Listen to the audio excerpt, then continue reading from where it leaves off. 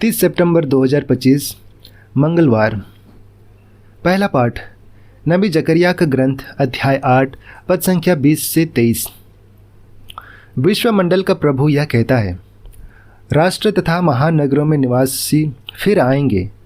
एक नगर के लोग दूसरे नगर के लोगों के पास जाकर कहेंगे, आइए हम प्रभु की कृपा मांगने चलें, हम विश्वमंडल के प्रभु के दर्शन करने जाएं। मैं तो जा रहा हूँ। इस प्रकार बहुसंख्यक लोग और शक्तिशाली राष्ट्र विश्वमंडल के प्रभु के दर्शन करने और प्रभु की कृपा मांगने के लिए यरूशलेम आएंगे। विश्वमंडल का प्रभु यह कहता है, उन दिनों राष्ट्रों में प्रचलित सभी भाषाएं बोलने वाले 10 मनुष्य एक यहूदी की चादर का पल्ला पकड़ेंगे और कहेंगे, हम आप लोगों के साथ चलना चाहते हैं क्योंकि हमने सुना है कि ईश्वर आप लोगों के साथ हैं। यह प्रभु की वाणी है। ईश्वर को धन्यवाद। भजन अनुवाक्य। ईश्वर हमारे साथ हैं।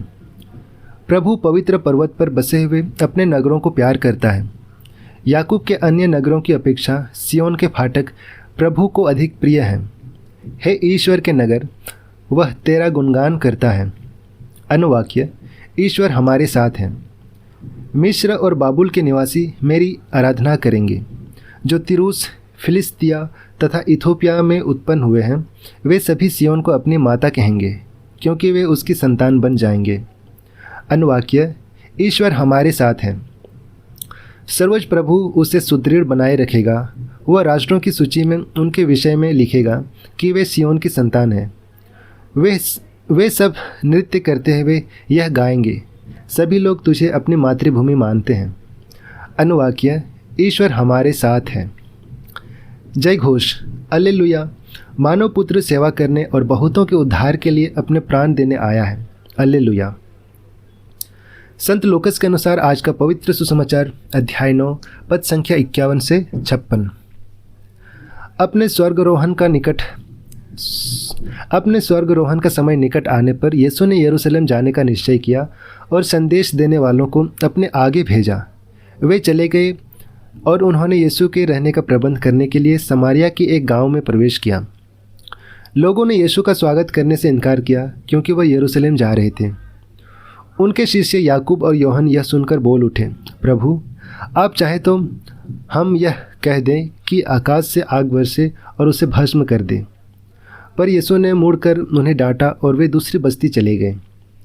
यह हमारे प्रभु यीशु ख्रिस्त का सुसमाचार है। हे ख्रिस्त, तेरी स्तुति हो। तो आइए आज की इन पाठों पर हम मनन चिंतन करेंगे और इसे हम सुनेंगे फादर डेनिस तिग्गा के द्वारा। तिरस्कार जीवन की ऐसी कोई सच्चाई है जिसे जीवन में हर किसी को सामना करना पड़ता है, क्योंकि यह जरूरी नहीं कि हर कोई हमारा स्वागत सत्कार करे। यहीं प्रभु